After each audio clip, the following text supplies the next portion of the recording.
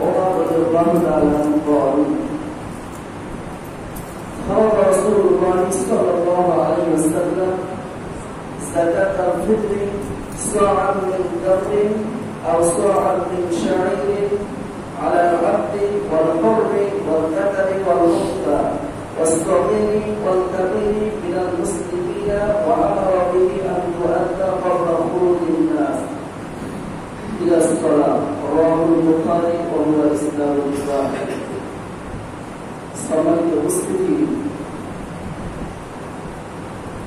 সর্বাধিক সেই মহান রবের প্রতি আমরা শুকরিয়া আদায় করি, যিনি আমাদেরকে একটি সপ্তাহ অতিবাহিত হওয়ার পর সেই জুমার দিনে মসজিদে সুস্থ রেখে সুন্দরভাবে আসার এবং বসার তৌফিক দান করেছেন। এই জন্য আমরা আমাদের মহান রবের প্রতি অন্তরের অন্তঃস্থল থেকে ভক্তি করে সহস্রে সকল করে আলহামদুলিল্লাহ। বিশ্ব মানবতার মুক্তির সর্বশ্রেষ্ঠ মহামানব এবং সর্বশ্রেষ্ঠ নবী কুরশিদ বনি আহমদ মুস্তাফা মুহাম্মদ মুস্তাফা আমরা সকলকে সাল্লাল্লাহু আলাইহি ওয়াসাল্লাম। আল্লাহ রাব্বুল আলামিন প্রত্যেকটা জিনিসকে সৃষ্টি করার পর কিছু গাইডলাইন দিয়েছে। আমরা যখন স্কুলে ভর্তি হই, তো আমাদের ছেলেগুলোকে যখন আমরা স্কুলে ভর্তি করি, ভর্তির সময় আমাদের ওই ভর্তি ফর্মে লেখা থাকে যে স্কুলের যাবতীয় নিয়ম কানুন মানিয়ে আমি চলতে বাধ্য, এর সিগনেচার করার পরে আমাকে ভর্তি নেয়। তো আমরা মুসলমান, আল্লাহ পাক রব্বুল আলামিন আমাদেরকে সৃষ্টি শুধুমাত্র কেবলমাত্র তার ইবাদত বন্দী করার জন্য সৃষ্টি করেছেন। যা সূরাতুল দারিয়াতের কথা আল্লাহ পাক রব্বুল আলামিন বলেছেন যে ওমা খালাকুল জিন্না ওয়াল ইনসা ইল্লা লিয়াবুদুন, যা আমার আপনারা সকলেই জানা আয়াত, যে আমি মানুষ এবং জিনকে কেবলমাত্র শুধুমাত্র আমার ইবাদত বন্দী করার জন্য আমি সৃষ্টি করেছি। তো এই ইবাদত বন্দেগীটা আমি আপনি কিভাবে করব, কোন পদ্ধতিতে করব, কোন সিস্টেমে করব, এই জন্য আল্লাহ পাক রব্বুল আলামিন যুগের চাহিদা অনুযায়ী কালের বিবর্তনে আমাদের মাঝে নবী এবং রাসূলকে পাঠিয়েছেন। এরই ধারাবাহিকতায় সর্বশ্রেষ্ঠ মহামানব এবং সর্বশ্রেষ্ঠ নবী হযরত মুহাম্মদ মুস্তাফা সাল্লাল্লাহু আলাইহি ওয়াসাল্লামকে আমাদের জন্য বাস্তব প্রশিক্ষক হিসাবে পাঠিয়েছে যে কোন ইবাদতটা আমি আপনি কোন সিস্টেমে করলে সেটা আল্লাহ পাক রব্বুল আলামিনের কাছে গ্রহণযোগ্য হবে, কবুল হবে। এই জন্য আল্লাহ পাক মুহাম্মদ সাল্লাল্লাহু আলাইহি ওয়াসাল্লামকে আমাদের কাছে নবী এবং রাসূল করে প্রেরণ করেছেন। এই জন্য যে আল্লাহ পাক রব্বুল আলামিন বলেছেন যে ইয়া আইয়ুহাল্লাযীনা আমানু, হে ঈমানদারগণ, আতিউল্লাহ, তোমরা আল্লাহর আনুগত্য করো, ওয়া আতিউর রাসূল, এবং রাসূল সাল্লাল্লাহু আলাইহি ওয়াসাল্লামের আনুগত্য করো, অনুসরণ করো, অনুকরণ করো। ওয়ালা তুবতিলু আমালাকুম, আর তোমরা তোমাদের আমলসমূহকে নিষ্ফল করে দিও না, বরবাদ করে দিও না, ধ্বংস করে দিও না। কেন? তোমার ওই আমলটা যদি মুহাম্মদ সাল্লাল্লাহু আলাইহি ওয়াসাল্লামের নিয়ম বহির্ভূত হয়, পৃথিবীর যতই ভালো আমল আপনি করেন না কেন, সেই আমলটা টিকবে না।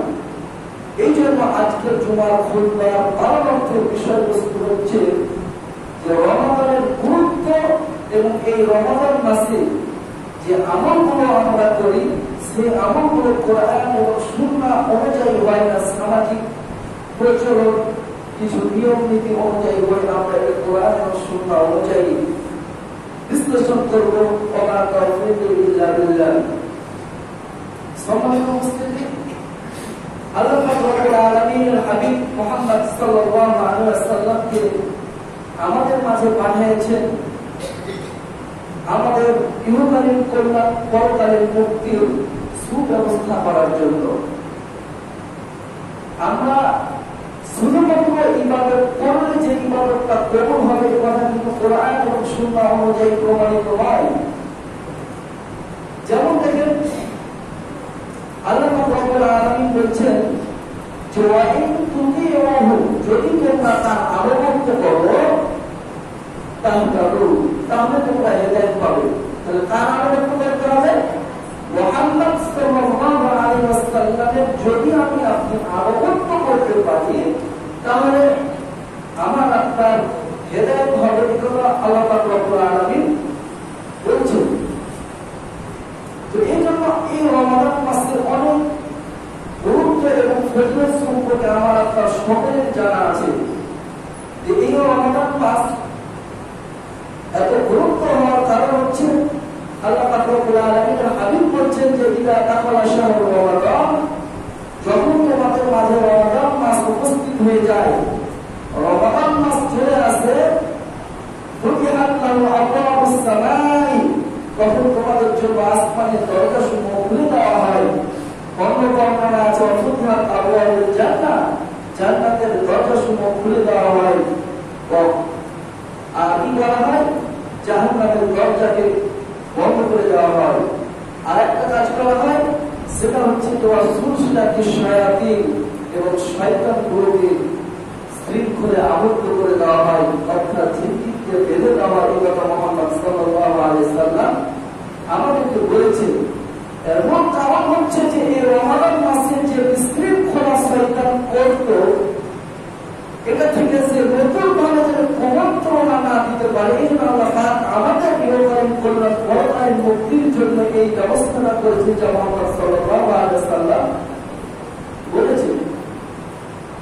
বিষয়টা হচ্ছে যে এই রমাদান মাসের গুরুত্ব একটা কারণ পেলাম যে এই রমাদান মাস আসতে জান্নাতের দরজাসমূহ খুলে দেওয়া হয়, আসমানের দরজাসমূহ খুলে দেওয়া হয়, জাহান্নামের দরজাসমূহকে বন্ধ করে দেওয়া হয়। যত প্রকার জিনগুলো আছে সকল জিন শয়তানগুলোকে শৃঙ্খলে আবদ্ধ করে দেওয়া হয়।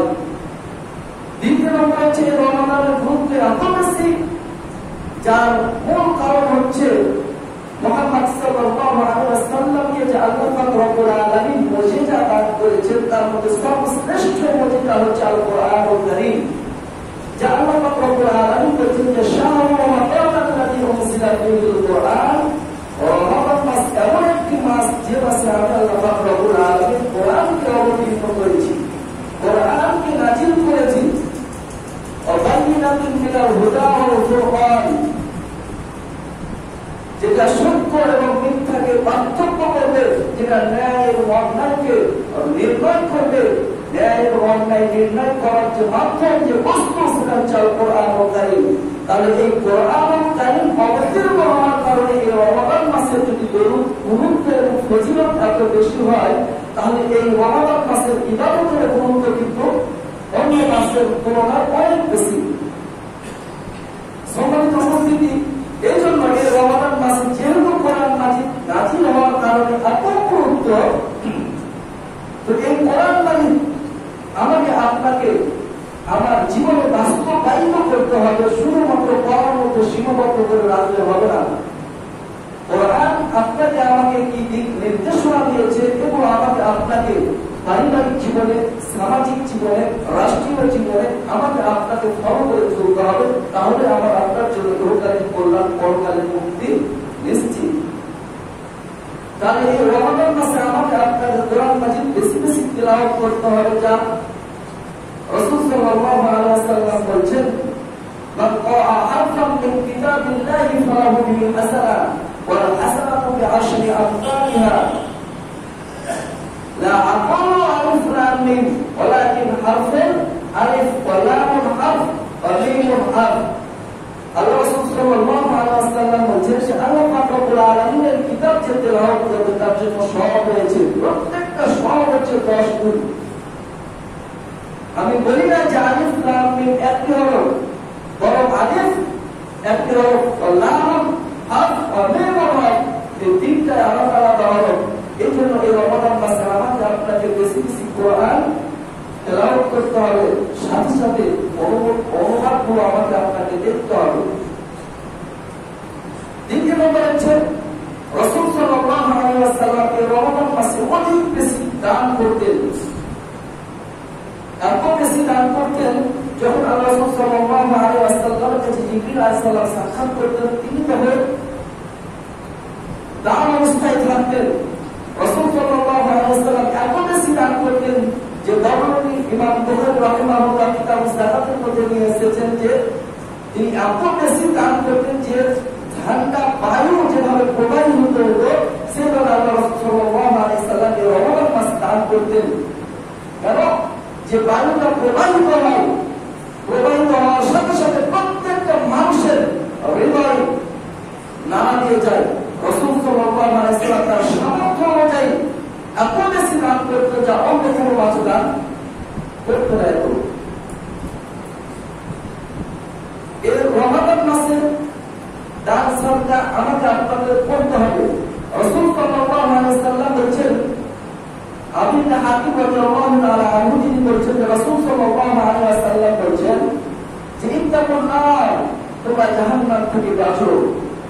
ওয়ালা বিশিদ্দি তামরিন, যদিও সেটা এক খেজুরের দানার সম পরিমাণ হয়। রাসূল সাল্লাল্লাহু আলাইহি ওয়াসাল্লাম বর্ণনা করেছেন, যা ইমাম মুসলিম রাহিমাহুল্লাহ তার কিতাব যাকাতের মধ্যে 2237 নম্বর হাদিসটি নিয়ে এসেছেন যে আবু হাতিম রাদিয়াল্লাহু তাআলা আনহু হাদিসটি বর্ণনা করেছেন, রাসূল সাল্লাল্লাহু আলাইহি ওয়াসাল্লাম বলেছেন যে ইত্তাকুন নার, তোমরা জাহান্নামের আগুন থেকে বাঁচো। ওয়ালা বিশিদ্দি তামরিন, যদিও একটি খেজুর সম পরিমাণ দাম হয়, কারণ এই ছোট্ট দান থেকে আপনি সংকোচ মনে করলে হবে না। আপনার এই দানটি যদি কবুল হয়ে যায়, হতে পারে আমার আপনার জন্য নাজাতের ওসিলা বেড়ে যেতে পারে।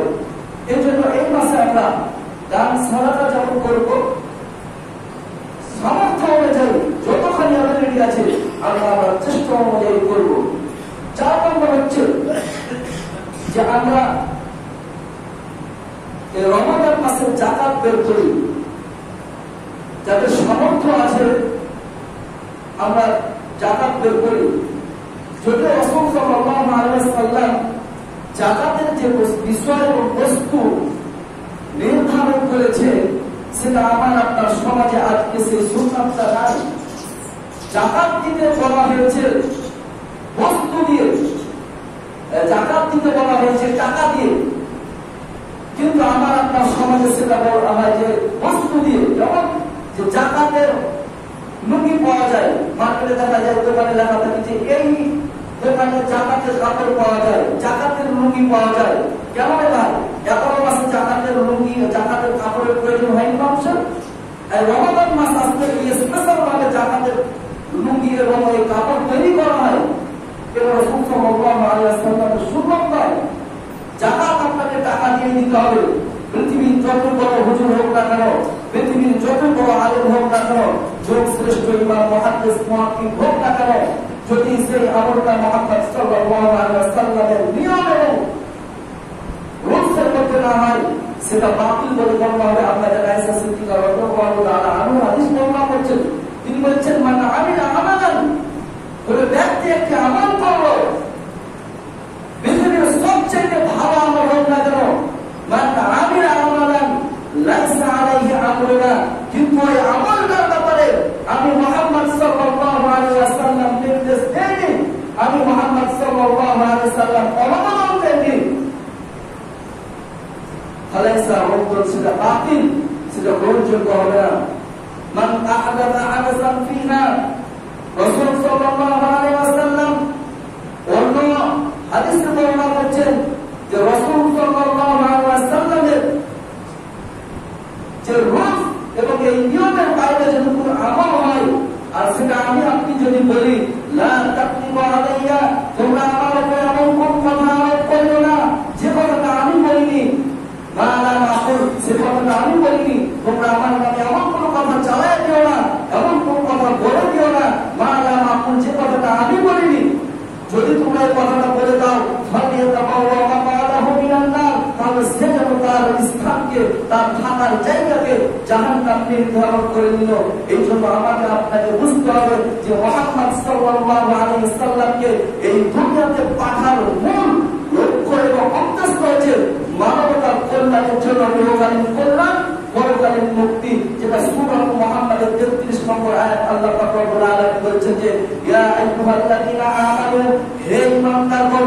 এখানে আল্লাহ রাসূল সাল্লাল্লাহু আলাইহি ওয়াসাল্লাম আল্লাহ কথা বলেন নাই যে ইয়া আইয়ুহান নাস, হে মানুষ সকল তোমরা শুনে রাখো। এই কথা কিন্তু আল্লাহ পাক রব্বুল আলামিন বলেন নাই। তিনি বলেছেন যে ইয়া আইয়ুহাল্লাযীনা আমানু, হে ঈমানদারগণরা, তোমরা যারা ঈমান এনেছো, আল্লাহ রাব্বুল আলামিনকে অবিচ্ছিন্ন করে বিশ্বাস করেছো, তোমাদের জন্য কর্তব্য জাতি আল্লাহ, তোমরা আল্লাহর আনুগত্য করো, ওয়া আতিউর রাসূল, রাসূল সাল্লাল্লাহু আলাইহি ওয়াসাল্লামের অনুসরণ করো, অনুকরণ করো। রাসূল সাল্লাল্লাহু আলাইহি ওয়াসাল্লামকে তোমরা আইডল হিসেবে তোমাদের জীবনে বাস্তবায়িত করো। যদি না করো, ওয়ালা তুতিলু আমালাকুম, তোমার পৃথিবীর সবচেয়ে ভালো আমল হোক না কেন, পৃথিবীর সবচেয়ে বড় আলেম ওই আমলটার কথা বলুক না কেন, ওয়ালা তুতিলু আমালাকুম, তোমরা তোমাদের আমলসমূহকে নষ্ট করে দিও না। এই কথা আল্লাহ পাক রব্বুল আলামিন বলছেন। এই জন্য আমি আপনি যাকাত দিব, আমার সামর্থ্য থাকলে যাকাত আমাকে আপনাদের টাকা দিয়েই দিতে হবে। খাদ্য বস্তু দিয়ে দিলে যাকাতের হক আদায় হবে না। আমি আপনি যদি এভাবে যাকাত দিই, আল্লাহ পাক রব্বুল আলামিনের হাবিব বলছে, রাসূল সাল্লাল্লাহু আলাইহি ওয়াসাল্লাম বর্ণনা করছেন যে কিয়ামতের ময়দানে ওই গচ্ছিত সম্পদগুলো বলবে, আনা মালুকা, আমি তোমার মাল, আনা কামসুকা, আমি তোমার সেই গচ্ছিত সম্পদ, যে সম্পদগুলো আমার আপনার ঘরে ব্যয় করে দেওয়া হবে, সাপে পরিণত হবে। বিষাক্ত সাপ, যে সাপের ছবল আমি আপনি শুনতে পারবো না, সেই সাপ ছবল দেওয়া বলবে, আনা কামসুকা, আমি তোমার গচ্ছিত সম্পদ, আনা মালুকা, আমি তোমার সেই সম্পদ, যে সম্পদ তুমি গচ্ছিত করে রেখেছিলে, যে সম্পদ তুমি ব্যয় করোনি। অতএব আমি আপনি কোরআন এবং সুন্নাহ অনুযায়ী আমল করবো। আমার আপনার সামর্থ্য থাকলে আমরা যাকাত দিব, টাকা দিয়ে। যাকাত আমরা কি দিয়ে? টাকা দিয়ে, অর্থ সম্পদ দিয়ে যাকাত দিব। আমরা ওই কাপড় লুঙ্গিতে যাকাত দিব না।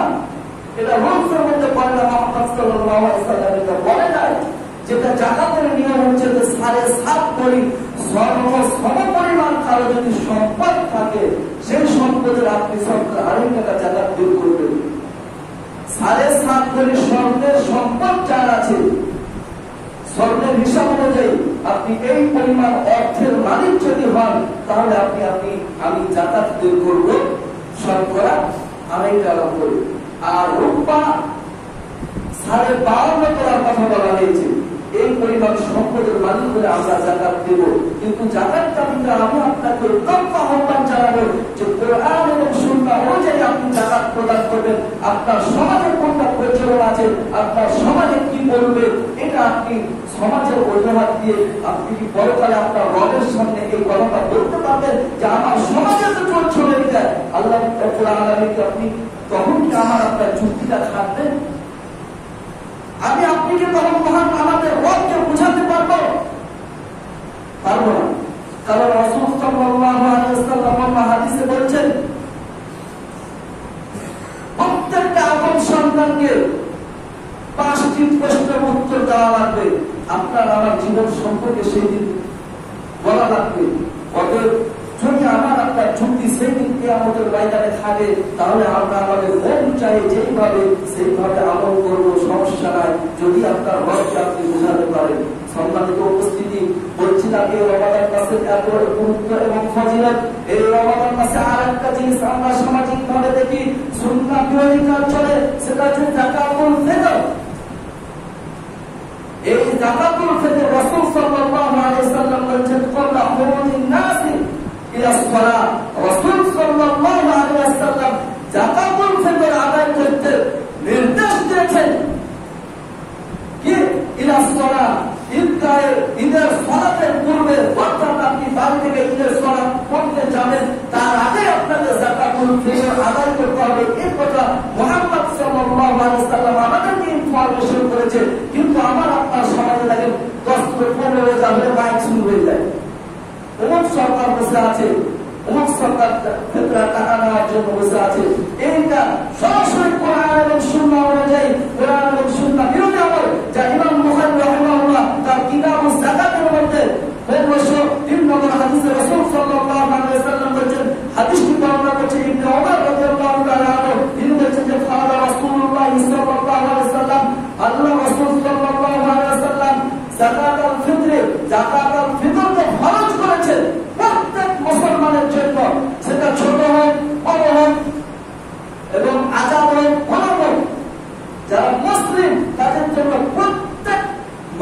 জন্য এই যাকাতুল ফিতরকে খরচ করেছে। কে বলেছেন? মুহাম্মদ সাল্লাল্লাহু আলাইহি ওয়াসাল্লাম ঘোষণা দিয়েছেন। তিনি বলছেন যে মিন তামরিন, খেজুর দিয়ে কতখানি, একসা, আও মিন শাইরিন, জোয়ার দিয়ে, আলাল আব্দি, প্রত্যেকটা বান্দার জন্য, ওয়াল হুররি ওয়াল যাকারি, স্ত্রী হোক, পুরুষ হোক, মহিলা হোক, ছোট হোক, বড় হোক, আজাদ হোক, গোলাম হোক, সকলের জন্য যাকাতুল ফিতরকে আল্লাহ রাসূল সাল্লাল্লাহু আলাইহি ওয়াসাল্লাম ফরজ করেছে। আর কি বলেছেন?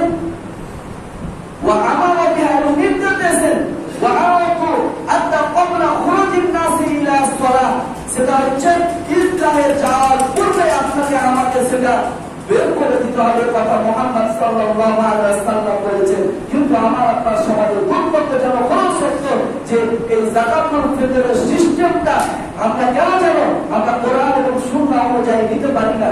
কোরআন এবং সুন্নাহ বলছে যে আপনাকে যাকাতুল ফিতর আদায় করতে হবে ঈদগাহে যাওয়ার পূর্বে, কিন্তু আমার আপনার সমাজে এটা প্রচলন হয়ে আছে, 10,000-12,000 থেকে মাইকিং করে। দ্বিতীয় নম্বর কথা হচ্ছে এই যাকাতুল ফিতর আমাকে আপনাকে খাদ্য দিয়ে দিতে হবে। যদি যাকাতের লক্ষ্য এবং উদ্দেশ্য ছিল দারিদ্র বিমোচন, এই জন্য অর্থ নিয়ে আমরা যাকাত দেওয়ার কথা মুহাম্মদ সাল্লাল্লাহু আলাইহি ওয়াসাল্লাম বলেছেন। দেখেন যে সিস্টেম, যে কথা চালু হয়েছে, এর আমার পর্যন্ত এইভাবে আমরা যাকাত দিতে পারি, মানুষের দারিদ্র বিমোচন কোনোদিন সম্ভব নয়। কারণ আপনি একটা লুঙ্গি নিয়ে, একটা যাকাতের শাড়ি নিয়ে কি করবেন? আপনার আপনি ফিরে পাবেন না, আপনি ব্যবসা বাণিজ্যে যেতে পারবেন না। এই জন্য যাকাত আপনাকে আদায় করতে হবে টাকা দিয়ে, পয়সা দিয়ে। আর ফিতরা আপনাকে আদায় করতে হবে খাদ্য দিয়ে, কারণ এই ফিতরার মূল উদ্দেশ্য হচ্ছে তাআম ও মিসকিন, মিসকিনের খাদ্যের ব্যবস্থা করা, যেটা রাসূল সাল্লাল্লাহু আলাইহি ওয়াসাল্লাম ইমাম বুখারী রাহিমাহুল্লাহ 1506 নম্বর হাদিস উল্লেখ করেছেন, কিতাবুল যাকাতের মধ্যে হাদিসটি আছে। তিনি বলেছেন, হযরত আবু সাঈদ রাদিয়াল্লাহু তাআলা আনহু হাদিসটি বর্ণনা করেছেন। তিনি বলেছেন যে কুল্লা নুখরিজু যাকাতাল ফিতর, আমরা যাকাতুল ফিতর পেতে তো সাআমিন তাআমিন, একশা খাদ্য দিয়ে, আর সাআমিন শাইরিন, একশা জব দিয়ে, আর সাআমিন তামরিন, একশা খেজুর দিয়ে, আর সাআমিন আকিদিন, একশা বার্লি দিয়ে, আর সাআমিন যাবিবিন, একশা কিসমিস দিয়ে। এই হাদিসে রাসূল সাল্লাল্লাহু আলাইহি ওয়াসাল্লাম 5টি খাদ্যের কথা বলেছেন। সরকারি উপস্থিতি আমি আপনাকে বোঝাতে চাচ্ছি, মুহাম্মদ সাল্লাল্লাহু আলাইহি ওয়াসাল্লাম যেখানে খাদ্যের কথা বলা হয়েছে, পৃথিবীতে কে এমন আছে যে মুহাম্মদ সাল্লাল্লাহু আলাইহি ওয়াসাল্লামের কথাকে উল্টে দিয়ে টাকা দিয়ে ফিতরা চালু করবে? আর এই ফিতরা দিয়ে আপনি কিয়ামতের ময়দানে আপনার রবকে বোঝাবেন যে আমি ফিতরা আদায় করেছি টাকা দিয়ে, কারণ এটা আপনি সমাজে ইজমা পেশ করেছেন। কেন আল্লাহ পাক আপনাকে আমাকে জানায় দেন যে আল ইয়াউমা আকমালতু লাকুম দীনাকুম, আজকের এই দিনে আমি তোমাদের দিনকে পরিপূর্ণ করে দিলাম। ও হুজুর, আপনি আপনার দিনকে পরিপূর্ণ আপনার রব বলছেন, আর আপনি ইজমাতিয়াসের কাছে গেলেন, মানে আপনি আপনার দিনকে পরিপূর্ণ মনে করলেন না। এই আয়াতকে আপনি অস্বীকার করলেন, মুহাম্মদ সাল্লাল্লাহু আলাইহি ওয়াসাল্লামকে আপনি অস্বীকার করলেন। যদিও আপনি বলেন আমার জুব্বা আছে, আমার টুপি আছে, হোক না কেন আপনার জুব্বা, হোক না কেন আপনার টুপি, সেটা আবু জাহেল যাকে আমরা সবাই তার উপাধি দিয়েছিল আবুল আহকাম জ্ঞানের পিতা, আমার আপনার চেয়ে তার হাজারো গুণে বেশি জ্ঞান ছিল, কিন্তু শরীয়ত মানার কারণে তাকে কি বলা হয়েছে? আবু জেহেল, মূর্খের পিতা বলা হয়েছে। কেন? তারও জুব্বা ছিল। আব্দুল্লাহ ইবনে উবাই ইবনে সালুল রাইসুল মুনাফিকিন, তারও জুব্বা ছিল, টুপি ছিল। এই জন্য আপনি যত বড় চুক্তি পেশ করেন না কেন, খাদ্য দ্রব্য দিয়ে যদি আপনি ফিতরা না দেন, তাহলে আপনার এই ফিতরা মুহাম্মদ সাল্লাল্লাহু আলাইহি ওয়াসাল্লামের রূলস অনুযায়ী হলো না। যে হাদিসটি ইমাম বুখারী রাহিমাহুল্লাহ তার কিতাবুল যাকাতের 1503 নম্বর, আপনি সিরিয়ালে হাদিসগুলো দেখে যাবেন, 1503 থেকে আরো আপনি নিচে আসেন, প্রত্যেকটা হাদিসে মুহাম্মদ সাল্লাল্লাহু আলাইহি ওয়াসাল্লাম যে বর্ণনাগুলো দিয়েছেন, প্রত্যেকটা বর্ণনা মুহাম্মদ সাল্লাল্লাহু আলাইহি ওয়াসাল্লাম খাদ্য দ্রব্যের কথা বলা হয়েছে। আমি আপনাকে বলছি না যে আপনার টাকা দিয়ে যাকাত ফিতরা দিয়ে ফিতরা আদায় হবে না। এটা আমার আপনার সামাজিক সিস্টেম, এটা আমার আপনার সামাজিক রীতিনীতি। হয়তো বা ইমামদের মধ্যে মত পার্থক্য থাকতে পারে, কিন্তু আমি আপনি যদি সেই সর্বশ্রেষ্ঠ যে চারজন ইমাম আছে, ইমাম আবু হানিফা রাহিমাহুল্লাহ, ইমাম শাফি রাহিমাহুল্লাহ, ইমাম ইবনে হাম্বল রাহিমাহুল্লাহ, প্রত্যেকেরই ইমাম শাফি রাহিমাহুল্লাহ কিতাব তিনি তার কিতাবে বর্ণনা করছেন যে যারা খাদ্য দিয়ে টাকা দিবে, ফিতরা আদায় করে তাদের ফিতরা পূরণ হবে, আর যারা টাকা দিয়ে পয়সা দিয়ে ফিতরা আদায় করে তাদের ফিতরা আল্লাহ পাক রব্বুল আলামিনের কাছে আকসেপ্ট হবে না, কবুল হবে না। 1400 বছর পরে সেই যুগে ইমাম শাফি রাহিমাহুল্লাহ তিনি কোরআন সুন্নাহ পড়েছিলেন। আর আজকে আমরা কেন যেন আমাদের কি হয়ে গেল, ওই হুজুরকে বলছে, এই হুজুরকে এটা করতে বলছে না, হুজুরের পোহাই দিয়ে আমি আপনি সেই দিন কিন্তু পার পাবো না। কারণ ইসলামের প্রথম কথা বলা হয়েছে যে বরং তোমার প্রভুর নামে যিনি তোমাদের সৃষ্টি করেছেন, আমাকে আপনাকে জানতে হবে, বুঝতে হবে। যদি আমি আপনি না করি, দেখেন কিয়ামতের ময়দানে যে 5টি প্রশ্ন আমাকে আপনাকে করা হবে, তার শেষ নম্বর লাস্ট 5 নম্বরটা হচ্ছে মান আমিলা, যে পর্যন্ত আপনি জ্ঞান অর্জন করেছেন, ইদা আলিমা ফিমা আমিলা, আপনি যে পরিমাণ জ্ঞান অর্জন করেছেন সেই পরিমাণ কি আমল করেছেন, এটা আমাকে আপনাকে আল্লাহ রাব্বুল আলামিনের কাছে বুঝিয়ে দেওয়া লাগবে। হাদিসের সূরা লা তাযুরু কাতামাইকা আদামা ইয়াওমাল কিয়ামাতি মিন ইনদি রাব্বি হাত্তা ইসআলা খামসিন, প্রত্যেক আদম সন্তানকে সেই দিন আল্লাহ পাক রব্বুল আলামিনের সামনে দণ্ডায়মান হতে হবে, সামনে দাঁড়াতে হবে। লা তাযুরা, সেই দিন তারা এক চুল পরিমাণ সরতে পারবে না, লড়তে পারবে না। আর খামসি, যতক্ষণ পর্যন্ত না তার 5টি প্রশ্নের উত্তর আমি আপনি আমার রবকে বুঝিয়ে না দিতে পারবো। সম্মানিত উপস্থিতি, বলছিলাম কোরআন এবং সুন্নাহ অনুযায়ী যদি আমি আপনি আমল না করি, সেই আমলটা আমার আপনার গ্রহণ হবে না।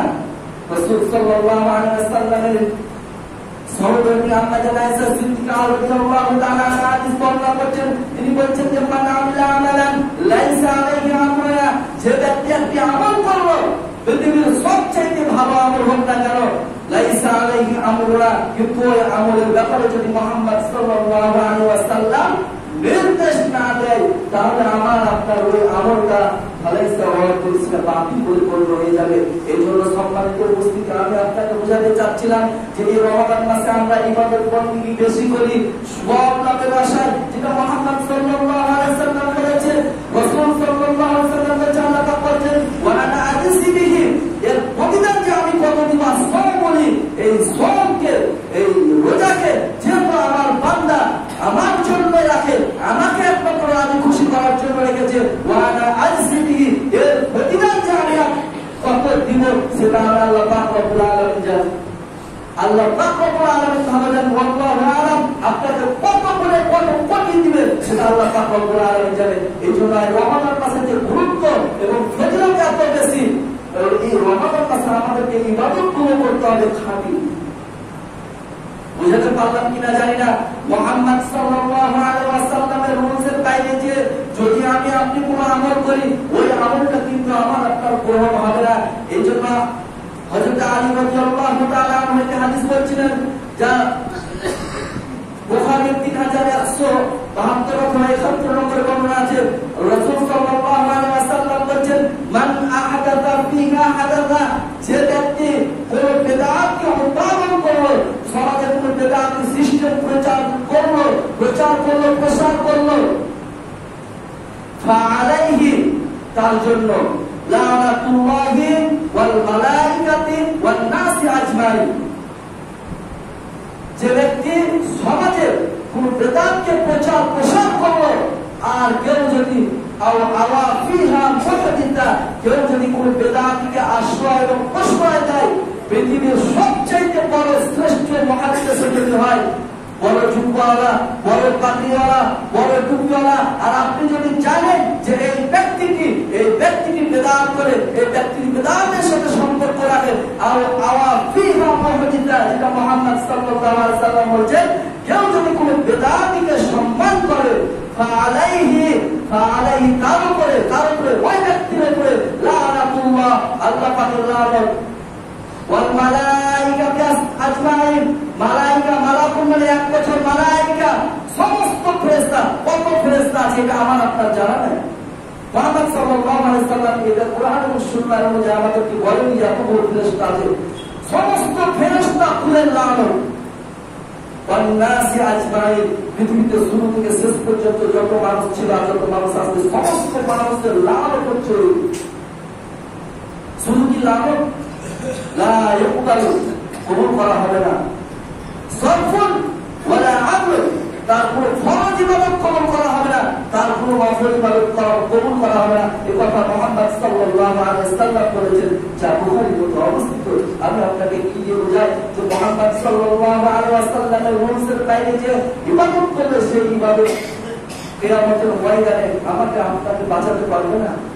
এই জন্য এই রমাদান মাসে এত গুরুত্ব, এত ফজিলত, যে আমাকে আপনাকে কোরআন এবং সুন্নাহ অনুযায়ী করলে এর গুরুত্ব, এর ফজিলত, এর জাযা আমরা আমাদের মহান রবের কাছে পাওয়া যাবে। সম্মানিত উপস্থিতি, বলছিলাম যাকাতুল ফিতরের কথা। এটা একটা গুরুত্বপূর্ণ ইবাদত। যদি আমার আপনার সমাজে টাকা দিয়ে প্রচলন হয়ে আছে, কিন্তু ওয়াল্লাহি আমি আল্লাহর কসম করে বলছি, সেই যুগে মুহাম্মদ সাল্লাল্লাহু আলাইহি ওয়াসাল্লাম যাকাতুল ফিতর এবং যাকাতকে দুই ভাবে বর্ণনা করেছেন। তিনি কি তখন বলতে পারতেন না যে যাকাতুল তোমরা খাদ্য দিয়ে দিবা, যেটা এই যাকাতুল ফিতরে 5টা খাদ্যের কথা বলা হয়েছে, তিনি কি তখন বলতে পারতেন না? আমি আপনাকে আরেকটু বুঝালে আপনারা হয়তো বুঝে যাবেন। এই ফিতর আমরা ইফতার করি, ফিতর আর ইফতার দেখেন তো কাছাকাছি যায় কিনা। সারাদিন না খেয়ে থাকার পরে যে ইফতার করি, একে বলা হয় ইফতার। আর এই যাকাতুল ফিতর, এই ফিতর মানুষ দারিদ্র, যেহেতু দারিদ্র মোচন যাকাতের ক্ষেত্রে, আর মিসকিন তো আমও মিসকিনের খাদ্যের মোচন করতে হয়েছে যাকাতুল ফিতর। তাহলে একটা মানুষের কাছে ফিতরা তখনই খাদ্য মোচন হবে যখন তার বাড়িতে 5 দিনের 6 দিনের খাবার মজুদ থাকবে, যখন সে তৃপ্তি করে খেতে পারবে। ওই জন্য আপনাকে যাকাতুল ফিতর আদায় করতে হবে খাদ্য দ্রব্য দিয়ে। এখন কি পরিমাণ দিবেন? আর যেহেতু হাদিসে বলছে যে সাআত মিন তামরিন, আল্লাহ রাসূল সাল্লাল্লাহু আলাইহি ওয়াসাল্লাম প্রত্যেকটা খাদ্যকে যে 5টি কথা বলা হয়েছে, অর্থাৎ আমাদের দেশের প্রধান খাদ্য হচ্ছে আমরা ভাত খাই। আমরা যে চাউলেরই ভাত খাই না কেন, আমরা চাউলের অনুপাত করে 100 পরিমাণ, যেটা সমাজে হয়তো 2.5 কেজি বা 3 কেজি 200 গ্রাম পর্যন্ত কেউ কেউ অনুপাত দিয়েছেন, আমরা এই পরিমাণ খাদ্যের দাম যেটা, এই পরিমাণ খাদ্য আমরা মিসকিনকে দিয়ে দেবো। যদিও আমাদের সমাজের সিস্টেম আছে জমা করা, আপনি সেখানেও দিতে পারেন, কিন্তু আপনি টাকার চেয়ে খাদ্যটাই দিবেন। খাদ্যটা দেওয়া উত্তম এবং সরাসরি আপনার হাদিসের উপরে আমল হবে। এই সরাসরি আমল করতে পারলে আমি ইহকালীন কল্যাণ, পরকালীন মুক্তি পাবো, যেটা মুহাম্মদ সাল্লাল্লাহু আলাইহি ওয়াসাল্লাম বলেছেন। দেখেন, আমরা যদি ভালো কিছু করতে যাই, যেটা ইমাম বুখারী রাহিমাহুল্লাহ 5063 নম্বর হাদিসের শেষ অংশে বলছেন যে ব্যক্তি আমার এই সুন্নাতকে তুচ্ছ তাচ্ছিল্য করে, যে কোনো সুন্নাত হোক না কেন, মুহাম্মদ সাল্লাল্লাহু আলাইহি ওয়াসাল্লামের যে কোনো সুন্নাত হোক না কেন, কেউ যদি মনে করে যে বর্তমান সমাজের সাথে এটা কি মানায়, এটা মানায়, বর্তমান সমাজের সাথে এটা চলে না, এইরকম যদি কোন ব্যক্তি কোন সুন্নাতকে অবজ্ঞা করে, তুচ্ছ তাচ্ছিল্য করে, মুহাম্মদ সাল্লাল্লাহু আলাইহি ওয়াসাল্লাম বলেছেন যে ফালাইসা মিন্নি, সে আমার উম্মতি নয়। দেখো তো, আমি আপনি সমাজে ভালো করতে যে যদি মুহাম্মদ সাল্লাল্লাহু আলাইহি ওয়াসাল্লামের উম্মত বলে কিয়ামতের ময়দানে নিজেকে পরিচিত না দিতে পারি, পরিচয় না দিতে পারি যে আমি মুহাম্মদ সাল্লাল্লাহু আলাইহি ওয়াসাল্লামের উম্মত, তাহলে আমার আপনার ইহকালীন কল্যাণ, পরকালীন মুক্তি হবে না। এই জন্য আমরা যে ইবাদতটা করব, আজকে সহিহুল বুখারী, সহিহ মুসলিম সহ হাদিসের গ্রন্থগুলো বাংলায় লিপিবদ্ধ করে দেওয়া হয়েছে আমার আপনার জন্য, কিন্তু আমরা সময়টাকে নির্ণয় করতে পারি না, সময়কে মূল্যায়ন করতে পারি না। এই জন্য আল্লাহ রাসূল সাল্লাল্লাহু আলাইহি ওয়াসাল্লাম বলেছেন, নি'মাতানি মাকবুলুন ফীহিমা কাসীরুন মিনান নাস, পৃথিবীর মানুষ শুনে রাখো, এই পৃথিবীতে 2টা নিয়ামত আছে, যে 2টা নিয়ামতের ব্যাপারে তোমরা সকলে অপেক্ষায়, তোমরা সকলে হচ্ছে কি এই 2টা নিয়ামতকে মূল্যায়ন করো না। এই 2টা নিয়ামতকে তোমরা যথাযথভাবে মূল্যায়ন করতে পারো না। তার এক নম্বর হচ্ছে আসিহাতা, আপনার এই সুস্থ শরীরটাকে আপনি মূল্যায়ন করতে পারেন না। আল্লাহ পাক যে সবচেয়ে পরের নিয়ামত আপনাকে সুস্থ রেখেছেন, সুস্থ রাখাটা আপনি আমি কল্যাণকর মনে করতে পারি না, এটাকে যেভাবে এইভাবে বন্দী করতে হবে সেইভাবে কাজে লাগাই না। ঠিক নম্বর যে বাহাদাল ফরাম, আমি আপনি যে আমার সন্তান ছেলে মেয়ের জন্য জীবিকা করি, চাকরি করি, কাজকর্ম করি, এই কাজকর্ম করার পরে যে বাহাদাল ফরাম অবসর সময়টা, আমরা চাকরি করে 8 ঘন্টা ডিউটি, 12 ঘন্টা ডিউটি, কাজকর্ম করে হয়তো ফজর থেকে আপনি মাগরিব পর্যন্ত করলেন, এই যে তার পরের যে সময়টা রাসূল সাল্লাল্লাহু আলাইহি ওয়াসাল্লাম বলেছেন যে বাহাদাল ফরাম আসিহাতা বাহাদাল ফরাম, সুস্থতা এবং এই কাজকর্মের পরে যে অবসর সময়টা আমি আপনি সেটা মূল্যায়ন করি না। যখন আমার আপনার প্যারালাইসিস হয়ে যায়, মসজিদের আজান যখন মাইকে বাজে, তখন আমার আপনার ইচ্ছাটা করে যান মসজিদে যে চেষ্টা করলাম আমার মহানগরকে, তখন আমার আপনার দিদার উপায় থাকবে। এই জন্য মুহাম্মদ সাল্লাল্লাহু আলাইহি ওয়াসাল্লাম বলেছেন যে নিয়ামাতানে মাকরুমান ফীহিমা কাসীরুম মিনান নাস, পৃথিবীর মানুষ তোমরা এই দুইটা নিয়ামত সম্পর্কে একেবারে অবহেলা, একেবারে তোমরা মূল্যায়ন করো না। তার একটা করে যে আসিহাতা, তোমাদের এই সুস্থতাকে তোমরা অসুস্থ আসার পূর্বে মূল্যায়ন করো। আমি বলছি না যে আপনি শুধু ইবাদত বন্দেগী নিয়ে পড়েন, এ কথা মুহাম্মদ সাল্লাল্লাহু আলাইহি ওয়াসাল্লাম বলেননি। আদান হচ্ছে আপনার কতটা সময় যে আপনি ইবাদতে আসবেন, যে ইবাদতগুলো মসজিদে এসে করার জন্য মুহাম্মদ সাল্লাল্লাহু আলাইহি ওয়াসাল্লাম বলেছেন, সেগুলো মসজিদে এসে আমাকে আপনাকে করতে হবে, এটা আমার আপনার জন্য ফরজ, যেটা ফরজ সালাত। ফরজ সালাত ব্যতীত রেখে যে কোনো ইবাদত আপনি যে কোনো স্থানে করতে পারেন। আপনি মাঠে কাজ করেন, সুবহানাল্লাহ, আলহামদুলিল্লাহ, আল্লাহু আকবার, লা ইলাহা ইল্লাল্লাহ, আপনি করতে পারেন।